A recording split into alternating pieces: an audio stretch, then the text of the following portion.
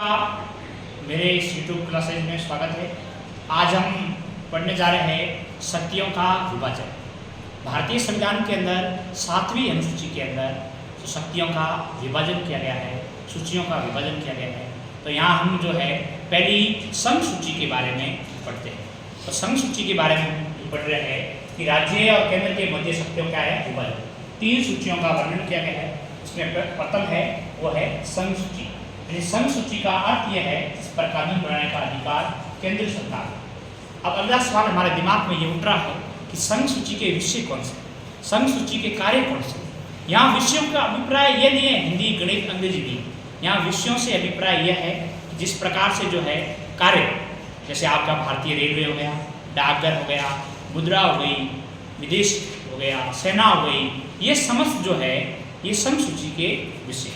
संघ सूची के विषय शुरुआत में जो है 97 थे और वर्तमान में इनकी संख्या 100 हो गई।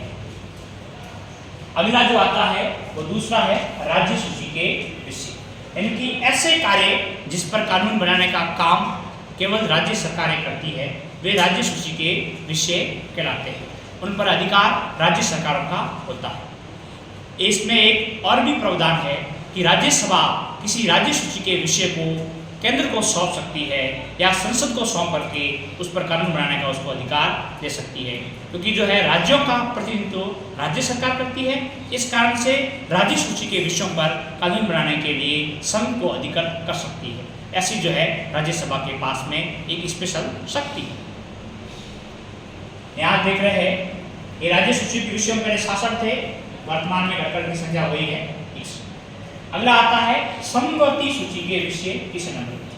ऐसे कार्य जिन पर केंद्र व राज्य दोनों कार्य करते हैं, दोनों काम कर सकते हैं, अगर इनमें विवाद हो जाए उस दृष्टि में जो है अंतिम निर्णय केंद्र सरकार का मान्य होगा। अगर कोई काम ऐसा है जिसमें राज्य और केंद्र के बीच में विवाद हो गया तो उसकी जो काम पर कौन कार्य करेगा, तो कार्य करने की जो अंतिम शक्ति है वो केंद्र सरकार के पास में होगी।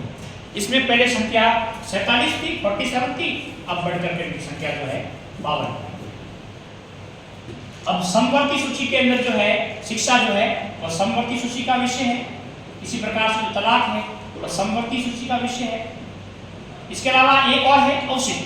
अवशिष्ट का अभिप्राय यह है जिसका वर्णन इन तीनों में नहीं, लेकिन न तो वो संघ सूची में आ रहा है, न वो राज्य सूची में आ रहा है, न वो समवर्ती सूची में आ रहा है, तो उसको अवशिष्ट शक्ति के रूप में माना गया है। अवशिष्ट शक्तियों के रूप में कौन से है, तो अवशिष्ट शक्तियों के रूप में जैसे क्राइम है आपके, या जो साइबर क्राइम है, साइबर क्राइम को जो है वो अवशिष्ट शक्तियों के रूप में रखा गया है। साइबर क्राइम जो आपके वो अवशिष्ट शक्तियों में आता है। जैसे आप धोखाधड़ी का होते हैं, ये सारे के सारे अवशिष्ट शक्तियों में आते हैं। धन्यवाद।